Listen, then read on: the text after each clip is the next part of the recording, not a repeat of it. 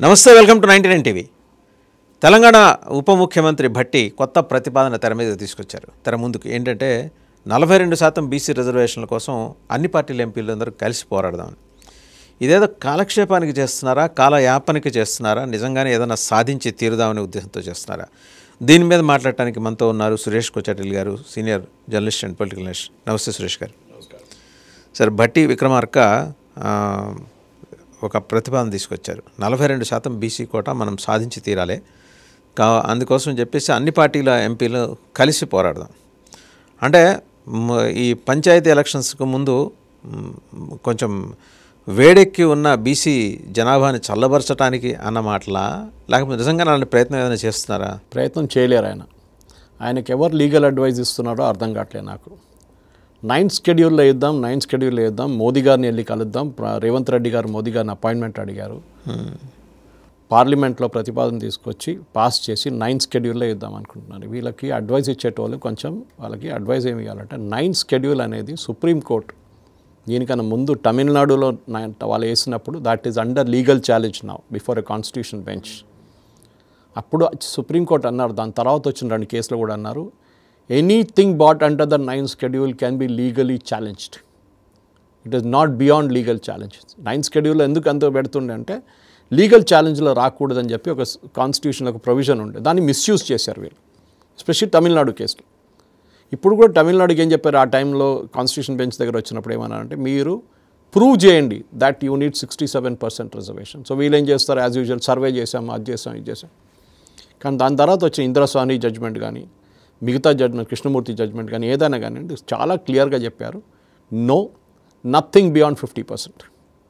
అప్పుడు భట్టి విక్రమార్క నిన్న ఏం చెప్పారంటే, అప్పుడు ఈడబ్ల్యూఎస్ ఎందుకు అని అడిగారు. ఈడబ్ల్యూఎస్ ఏం చేశారు మోదీ గారు, ఎడ్యుకేషనల్ ఇన్స్టిట్యూషన్లో 10% సీట్లు పెంచారు.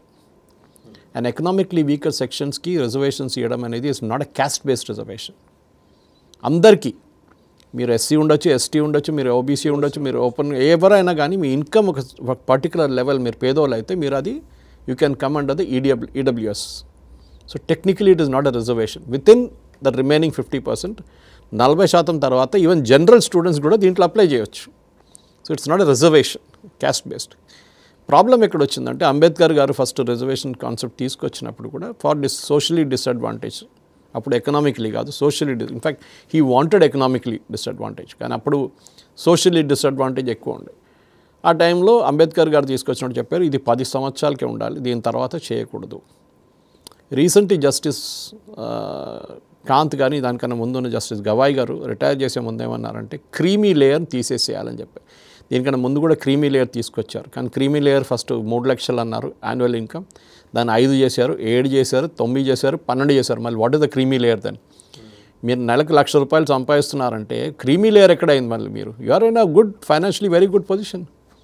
ఓకే, సో ఎనీవే ఆ క్రీమీ లేయర్ పక్కన పెడతాం. ఇప్పుడు ప్రాబ్లం ఎక్కడ వస్తుందంటే, ఈ బీసీ రిజర్వేషన్కి కృష్ణయ్య వీళ్ళందరూ కలిసి ధర్నాలు చేస్తున్నారు, అని చేస్తున్నారు, బీజేపీ వాళ్ళు చేస్తున్నారు, అందరూ చేస్తున్నారు. ఇప్పుడు రేవంత్ రెడ్డి గారు ఏమన్నారు, ఇప్పుడు సుప్రీంకోర్టు నుంచి హైకోర్టు నుంచి కూడా ఈ జడ్జ్మెంట్ వచ్చిన తర్వాత ఈ 50%లో మేము ఎలక్షన్ నడిపిస్తాం.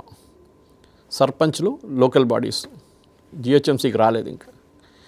దీంట్లో సర్పంచ్ ఎలక్షన్ నాకు చెప్పండి వాసుదేవన్ గారు, పార్టీలో పోటీ చేస్తారా? పార్టీ సింబల్స్లో, పార్టీ సింబల్తో లేకుండా కదా చేయాలి. మళ్ళీ ఎట్లా అండి? మీరు మేమేం 42% మేము టికెట్లు ఇస్తున్నామంటే మీరు ఎవరికి ఇస్తున్నారు టికెట్లు? మీ పార్టీ సింబల్ లేదే. అన్ని పార్టీలు కల్పిస్తున్నారు. సర్పంచ్ అంటాడు నన్ను, మీరు అంటారా ఈ సర్పంచ్కి మేము 40% మా ఓడని చెప్తారా? మీరు చెప్పలేరు, because there is no party symbol in the first place. దాని పక్కన పెడదాం. సరే, లోకల్ బాడీస్ వస్తే అక్కడైనా పార్టీ సింబల్స్ ఉంటుందా? మీరు రిజర్వేషన్స్ ఇస్తున్నారు, 42% అంటున్నారు. మీరు మిగతా కేటగిరీస్కి ఏమవుతుంది అప్పుడు? అక్కడ కూడా అదే రిజర్వేషన్ ఇస్తారా? చూద్దాం. అది ఇప్పుడు నడుస్తుంది కదా, ప్రాసెస్ నడుస్తుంది. ఇదన్నీ ప్రాబ్లం ఎక్కడ వస్తుందంటే ఓట్ల కోసం, అంతే, ఇంకేం లేదు. బికాస్ క్యాస్ట్ మీదే బతుకుతున్నారు వీళ్ళందరూ. క్యాస్ట్ లేకుండా ఇప్పుడు అందరు అంటారు, ఎందుకు భారతదేశం నుంచి యంగ్స్టర్స్ అందరు వెళ్ళిపోతున్నారు, ఎందుకు బయట వెళ్ళి చదువుకుంటున్నారు, మళ్ళీ ఇక్కడ రిటర్న్ రావట్లేదు, అక్కడ రెసిడెన్సీ తీసుకుంటున్నారు, కెనడా కానీ, యూఎస్ కానీ, ఆస్ట్రేలియా కానీ, యూరోప్ కానీ, అన్ని రాష్ట్రాలకి వెళ్తున్నారు, మళ్ళీ మన దగ్గరికి ఎందుకు రిటర్న్ రావట్లేదు? This is one of the reasons for it.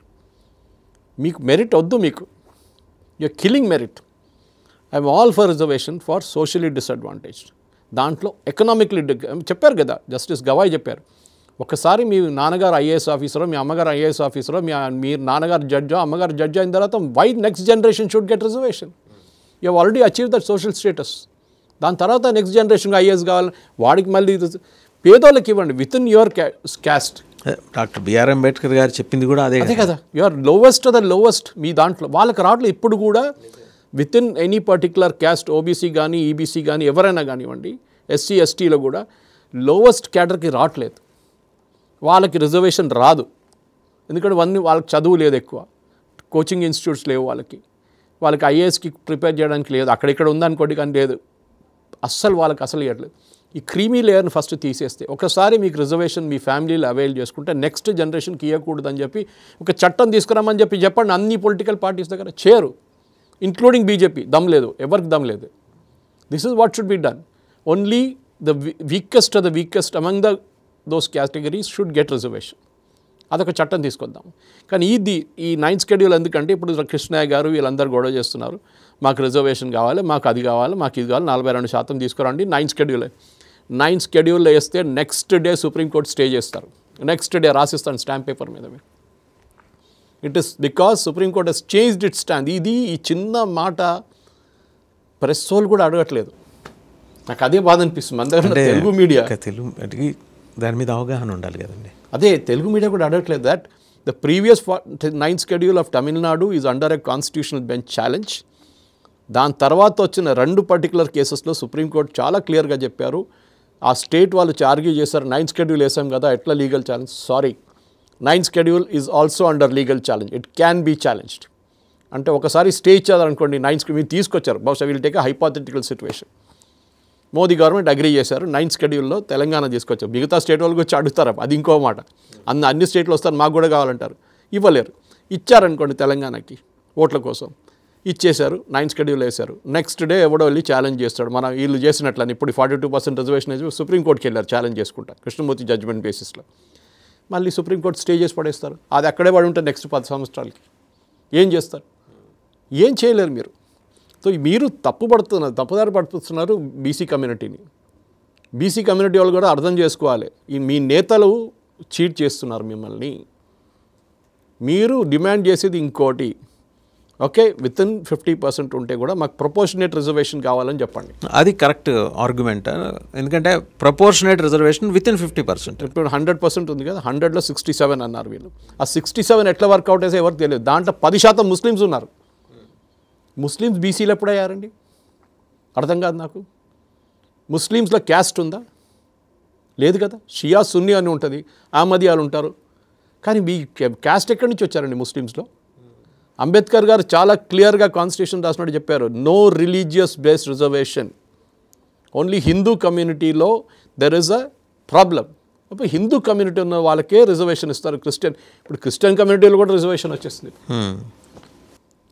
I can still understand that. ఎందుకంటే నార్త్ ఈస్ట్లో కన్వర్టెడ్ క్రిస్టియన్ చాలా మటుకు బ్యాప్టిస్ట్ కన్వర్షన్ జరిగింది, అమెరికన్ ట్రూప్స్ ఉన్న టైంలో జరిగింది, ఆ సైడ్లో సెకండ్ వరల్డ్ వార్ టైంలో. అది ఎస్టీలో వస్తారు వాళ్ళు. జార్ఖండ్లో చాలా మటుకు ట్రైబల్స్ ఎస్టీలో వస్తారు, కన్వర్ట్ చేసుకుని క్రిస్టియన్స్ ఉన్నారు అక్కడ. కశ్మీర్ వైపు బకర్వాల్స్, ఈ మేకలు చేస్తారు చూడండి, వాళ్ళు ఆ కమ్యూనిటీ ఉన్నారు. And many other communities are there who come under ST because they are tribes. Ladakh మొత్తం tribes, entire Buddhist thing is a tribe there. అప్పుడు మీరు అడగొచ్చు, బుద్ధిస్ట్ ఎప్పుడు ట్రైబ్ అయిపోయారు? No, they are like that. వాళ్ళు they are scheduled tribes. They are come under tribal community. Nagaland కానీ మిజోరాం కానీ చాలా చోట్ల అట్లా ఉంటుంది. అక్కడే వచ్చింది కదా మణిపూర్ గొడవ ఎందుకు జరిగింది? అక్కడున్న మీతీస్, నేటివ్ ట్రైబ్స్, ఎన్నో సంవత్సరాలు, వేలాది సంవత్సరాలు ఉన్న మీటీసు హిందూస్ ఉన్నారని చెప్పి వాళ్ళకు ట్రైబల్ స్టేటస్ ఇవ్వలేదు.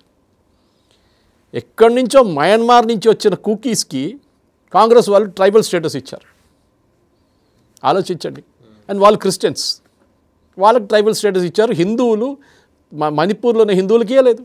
అప్పుడు ఎవరో హైకోర్టుకి వెళ్ళారు, హైకోర్టు అన్నారు correct, they should be given tribal status అన్నారు. మీతీ హిందూస్ వాళ్ళకి ట్రైబల్ స్టేటస్ ఇవ్వాలి. వాళ్ళు ఇక్కడో లేవాళ్ళు, సన్స్ ఆఫ్ ద సాయిల్ అంటాం మన ఇంగ్లీష్లో. అక్కడ ఎన్నో సంవత్సరాల నుంచి జనరేషన్స్ నుంచి ఉన్న వాళ్ళు, వాళ్ళకి ఇవ్వాల్సిందని చెప్పగానే నెక్స్ట్ డే మణిపూర్ తగలబెట్టేశారు కుకీస్. ఇది ప్రాబ్లం. ఎందుకంటే వీళ్ళ దాంట్లోనే దట్ ఈస్ వేర్ పొలిటీషియన్స్ చాలా ఎక్స్పర్ట్స్. వీళ్ళు హిందూ కమ్యూనిటీ ఎప్పుడూ కంబైన్డ్గా ఓట్ చేయకూడదు. ఇన్ఫ్యాక్ట్ జస్టిస్ కాంత్ మొన్న ఒక స్టేట్మెంట్ ఇచ్చారు ఆయన చీఫ్ జస్టిస్గా అజ్యూమ్ చేసిన తర్వాత ఏమన్నారంటే వీ షుడ్ బి అవేర్ ఈ క్యాస్ట్ అని చెప్పి డివైడ్ చేస్తున్నారు చూడండి, Hindu community the community should stand together అన్నారు. ఇది జరగట్లేదు. హిందూ కమ్యూనిటీని డివైడ్ చేస్తున్నారు ఓట్ల కోసం. ఇప్పుడు వీళ్ళు ఎవ్వరికీ ప్రేమ లేదు హిందూ కమ్యూనిటీతోనే, ఆ ట్రైబ్స్తోనో ఎస్టీలో ఓబీసీలతో ఏ ప్రేమ లేదు.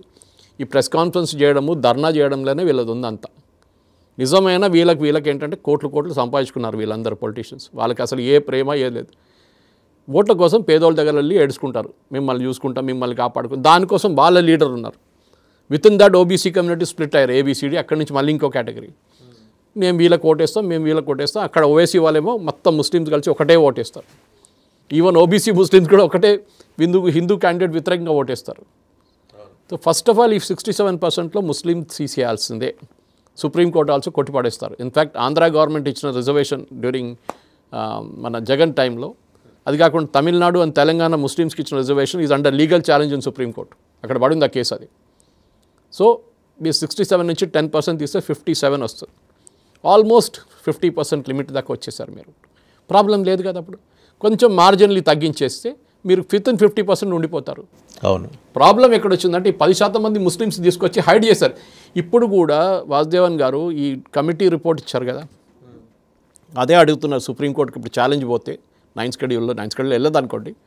ఈవెన్ కృష్ణమూర్తి జడ్జిమెంట్ సుప్రీంకోర్టులో ఛాలెంజ్ చేసినప్పుడు, హైకోర్టులో ఛాలెంజ్ చేసినప్పుడు అడిగిన ప్రశ్న ఇది. ఆ రిపోర్ట్ ఎక్కడుంది? ఆ రిపోర్ట్లో ఏమంటుంది? ఎంతమంది ఎక్కడ ఏందని అది చెప్పట్లేదు. ఇది కర్ణాటకలో జరిగింది, మీకు గుర్తుంటుంది. సిద్ధరామయ్య గారు లాస్ట్ టైం ముఖ్యమంత్రి ఉన్నప్పుడు 10 సంవత్సరాల ముందు ఒక సర్వే చేయించారు. 100 కోట్లు ఖర్చు పెట్టారు. పెద్ద సర్వే చేయించి ఒక్కలిగాలు ఎంతమంది, లింగాయట్స్ ఎంతమంది, ఎస్సీలు ఎంతమంది, ఎస్టీలు ఎంతమంది, ఓబీసీ అన్నీ చేయించారు. దాని తర్వాత రిపోర్ట్ పబ్లిష్ చేయలేదు. ఆయన గవర్నమెంట్ పడిపోయింది. బీజేపీ వాళ్ళు వచ్చారు, వాళ్ళకి అసలు ఇంట్రెస్ట్ లేకుండే. తర్వాత సిద్ధరామయ్య గారు రాగానే రాహుల్ గాంధీ అక్కడ మళ్ళీ ఇప్పుడు అది వినపట్లేదు. బై ద వే ఏది బీసీ సర్వే అని చెప్పుకున్న రాహుల్ గాంధీ ఇప్పుడు దాని గురించి మాట్లాడలేదు. ఇప్పుడు ఓట్ చోరీ కదా ముందు అది ఉండే బీసీ సర్వే. ఎందుకంటే కొత్తది వస్తుంది, ఓట్ చోరీ వెళ్ళిపోతుంది పక్కకి. కర్ణాటకలో చేయించారు. సిద్ధరామయ్య గారు రాగానే ఎవరో అడిగారండి గారు, ఈ రాహుల్ గాంధీ ఓట్ సర్వే అంటున్నారు, క్యాస్ట్ సర్వే అంటున్నారు, మీరు చేయించారు కదా మీరు 10 సంవత్సరాల ముందు 12 సంవత్సరాల ముందు, అది మీరు బయటకు ఎందుకు తీయట్లేదు అంటే దాంట్లో ఒక జ్యుడిషియల్ మెంబర్ సైన్ చేయలేదు, సంతకం పెట్టలేదు అంటున్నారు. ఆయన ఎక్కడి నుంచో వీళ్ళు పట్టుకొని వచ్చి అంత సిగ్నేచర్ చేయించారు. ఆయన అన్నారు నేను ఎందుకు చేయలేదు, నేను చేస్తానని చెప్పి సంతకం పెట్టేసిండు. ఆయన రిలీజ్ చేయాలి కదా, నెక్స్ట్ రిలీజ్ చేయలేదు. తర్వాత అసెంబ్లీలో తీసుకొచ్చినప్పుడు ఎవరో లీక్ చేసేసిండు. అసెంబ్లీలో టేబుల్ మీద పెట్టే ముందు ఎవరో రిపోర్ట్ని బయట లీక్ చేస్తే ఒక్కళ్ళు కాదు లింగాయత్ కలిసి పట్టుకున్నారు వీళ్ళని. వాళ్ళ కమ్యూనిటీని 14-17% ఇద్దరు చూపిస్తే మేము 14 కాదు మేము 25% ఉందని చెప్పి వాళ్ళు కొట్లాడుతున్నారు. బికాస్ టెక్నికలీ వర్కర్ గర్ల్స్ అండ్ లింగాయట్స్ వీళ్ళు ఇద్దరు ఏమంటారంటే వీఆర్ నాట్ హిందూస్ అంటారు. ఇప్పుడు నేను వెళ్ళాను ఇక్కడ బసవ కళ్యాణ్కి వెళ్ళాను 1 month before. That is the founding place for the Lingayat community. వాళ్ళ బసవేశ్వర అక్కడే కాదు, but of the community with వాళ్ళు చాలా పవర్ఫుల్ కమ్యూనిటీ. జస్ట్ యాజ్ ఒక్కరికి వీళ్ళిద్దరే ముఖ్యమంత్రులు అవుతారు. ఫస్ట్ టైం కురుబా కమ్యూనిటీ నుంచి ఒక మనిషి సిద్ధరామయ్య ముఖ్యమంత్రి అయితే దానికోసం ఇంత పెద్ద గొడవ నడుస్తుంది. డీకే శివకుమార్ ఒక్కలిగాని ముఖ్యమంత్రి చేయాలని చెప్పి ఆ కమ్యూనిటీ వాళ్ళు కొట్లాడుతున్నారు. Anyway that's not a part of this debate. కానీ ఆ సర్వే చేయించిన తర్వాత ఆ సర్వేని ఇట్లా అయిపోద్దాను కానీ దాన్ని పక్కన పెట్టేసి కొత్త సర్వే చేయించారు. ఇప్పుడు కొత్త సర్వే చేయించి ఏం చేస్తారు, అది కూడా పక్కన పెట్టేస్తారు. ఎందుకంటే దాంట్లో కూడా మళ్ళీ ఇదే చూపిస్తారు కదా. ఇప్పుడు తెలంగాణలో ఏం జరగబోతుంది? ఎందుకంటే బట్టి అయితే as called upon all the. Sir ఒక మాట చెప్తాను, వాసుదేవన్ గారు సర్వే చేశారంటున్నారు కదా, మా ఇంటికి ఎవరు రాలేదండి. మా ఇంటికి ఎవరు రాలేదు. చాలామంది ఇంటికి రా, చాలామంది దగ్గర ఎవరు వచ్చి సర్వే చేయలేదు. వాళ్ళు ఎక్కడ కావాలంటే అక్కడ చేసుకున్నారు సర్వేలు అంతే. I'm not saying it's not a perfect survey at all. Even assuming 80-90% చేశారంటే వీళ్ళు యాక్సెప్ట్ ఇట్.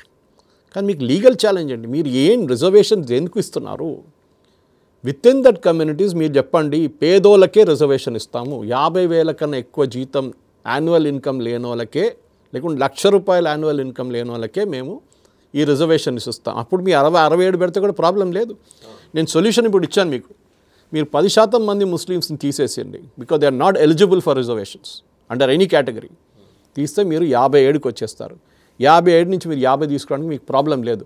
మిగతా 7% మందిని మీరు ఈడబ్ల్యూఎస్ కింద వేయచ్చు. ఈడబ్ల్యూఎస్ కింద కంపీట్ చేయండి అని చెప్పి పక్కన పెట్టచ్చు. లేకుంటే వాళ్ళ లీడర్స్ దగ్గర మాట్లాడుతూ ఇక్కడ 2%, అక్కడ 2%, ఇక్కడ 2% తగ్గిస్తే వీల్ కమ్ టు 50. ఆ 50 లోపల మీరు మళ్ళీ డివైడ్ చేయండి. మీ ఒరిజినల్ 67% తీయకుండా 57% ప్లస్ ఎస్టీ పెట్టి మీ రిజర్వేషన్ డిసైడ్ చేయండి. అది చేయలేరు వీళ్ళు. విత్ ఇన్ ఓబీసీ చేయలేరు వీళ్ళు. ఎస్సీ క్లాసిఫికేషన్ అన్నారు, అదేమైంది ఇప్పుడు? అది చేయండి. With in this do the SC classification. ఇది ప్రాబ్లం ఎక్కడ ఉందో, ఇది ఒక కాంపిటీషన్ నడుస్తుంది ఇప్పుడు ఓట్ల కోసం. వీళ్ళకి ఎవ్వరికీ బీసీలతోనో ఓబీసీలతోనో ఏ ప్రేమ లేదు. వీళ్ళకి ఓట్లు కావాలంతే. దానికోసం తలమే నిలబడుతూ అంటే తలమే నిలబడతాం. ఇప్పుడు బట్టి గారు ఇచ్చిన కాలు బ్యాక్ టు స్క్వేర్ వన్ అంతే. స్క్వేర్ వన్ అంతే. It cannot go under 9th schedule is under legal challenge. ఆయనకి ఎవరో ఇక్కడ అటార్నీ జనరల్ ఉన్నారు, వాళ్ళు ఉన్నారు, వీళ్ళు ఉన్నారు, సీనియర్ లాయర్లు ఉన్నారు, ఎవరైనా అడ్వైస్ ఇవ్వచ్చు కదా. Even if you bring it under 9th schedule which is not possible at all. Or else to dodge the issue for some more time, అది కూడా అయి ఉండొచ్చు కదా. అంతే కదా. ఇప్పుడు మోదీ గారిని తిట్టాలి కదా. మోదీ గారు చేయట్లేదు చూడండి, మేమంతా రెడీ చేస్తున్నాం. మీరే తప్పు చేశారని. ఆయన సుప్రీంకోర్టు అన్నారు మీరు తప్పు చేశారని, హైకోర్టు అన్నారు మీరు తప్పు చేశారని, 50% కెనాట్ బి క్రాస్డ్ అన్నారు. మీకు తెలిసి కూడా మీరు ఎందుకు చేశారు? You know that you cannot cross 50% under Krishnamurthy judgment or Indra Sawhney judgment. అది ఉన్నప్పుడు మీరు ఎట్లా చేశారు? కావాలని చేశారు. మీరు ముస్లిమ్స్ని ఎందుకు తీసుకొచ్చారు? దీంట్లో చెప్పట్లేదు చూడండి. 60 ఈ ఓబీసీస్లో ఇప్పుడు కొత్తగా వచ్చిన ఓబీసీ సెగ్మెంట్లో 40-45 ఎంతో ఉన్నారు చూడండి. దాంట్లో ముస్లిమ్స్ ఎంత అని ఇప్పుడు కూడా స్టేట్ గవర్నమెంట్ చెప్పట్లేదు. ఇక్కడ ఉన్న కృష్ణయ్య గారికి వీరందరూ ఎందుకు డిమాండ్ చేయట్లేదండి? You openly declare how many Muslims are there, what is the percentage of Muslim reservation. వాళ్ళని తీసేసేయండి దీని నుంచి, మా లిస్ట్లో వద్దు వాళ్ళు. Then you demand reservation for OBCs only in Hindu community. అంతే principle. That is what OBCs were all for. Ambedkar గారు చెప్పింది అది. అంబేద్కర్ ముస్లిమ్స్కి రిజర్వేషన్ ఇవ్వలేదు ఎక్కడ. ఇదే అంబేద్కర్ గారి గురించి మాట్లాడుతూ వీళ్ళందరి దగ్గర అడగాల్సింది, what the founding father of the constitution said, you are negating it. మీరు దాని వ్యతిరేకంగా పోతున్నారు. అంబేద్కర్ గారు చెప్పింది దానికి వ్యతిరేకంగా. అది వీళ్ళు గుర్తుపెట్టుకోవాలి. And 9th schedule will be challenged. మీరు ఏమైనా చేయండి. సో ఇక్కడ చేస్తున్న ధర్నాలు, ఇక్కడ చేస్తున్న దాంతో రామచంద్రరావు గారు బీజేపీ స్టేట్మెంట్ ఇస్తారు, కాంగ్రెస్ వైపు నుంచి బట్టి విక్రమార్క ఇస్తున్నారు, అక్కడ వీళ్ళు బీఆర్ఎస్ వాళ్ళు కేటీ రామారావు గారు ఇస్తారు, హరీష్ రావు ఇస్తారు. మీరు ఎవ్వరు ఏమైనా చేయండి, కంట్రీలో సుప్రీంకోర్టు అనే ఒక బాడీ ఉంది. ప్రాబ్లం ఏంటంటే సుప్రీంకోర్టు మోదీ గారు వ్యతిరేకంగా ఏమైనా జడ్జ్మెంట్ ఇస్తే వీళ్ళందరూ చప్పట్లు కొడతారు పక్కన నిలబడి, అరే సుప్రీంకోర్టు చాలా బాగా చేశారు. అదే సుప్రీంకోర్టు వీళ్ళ వ్యతిరేకంగా ఏమైనా పెడితే అవుట్ టోటలీ. నేను ఇప్పుడు కూడా చెప్తున్నాను, with in the Muslim community మీకు రిజర్వేషన్ ఇవ్వాలంటే పేదోళ్ళకి ఇవ్వండి, నాట్ ఓవైసీ అండ్ ఫ్యామిలీ. ఆయన ఒక లెవెల్కి వచ్చేసిండు. ఆయన ఓవైసీ అంటే ఎగ్జాంపుల్ తీసుకుంటున్నాను, BPL Muslim family, pure economics, nothing but that.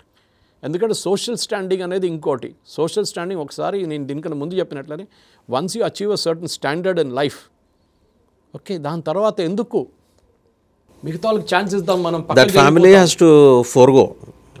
మహారాష్ట్రలో కేసు చూసాం మనం, గుర్తుంటుంది, ఫేక్ సర్టిఫికేట్ తీసుకొచ్చి ఒక అమ్మాయి, అవునవును, తర్వాత ఒక ఐఏఎస్ ఆఫీసర్ని విజువలీ ఛాలెంజ్ అని చెప్పి with the reservation category. That's a worst part.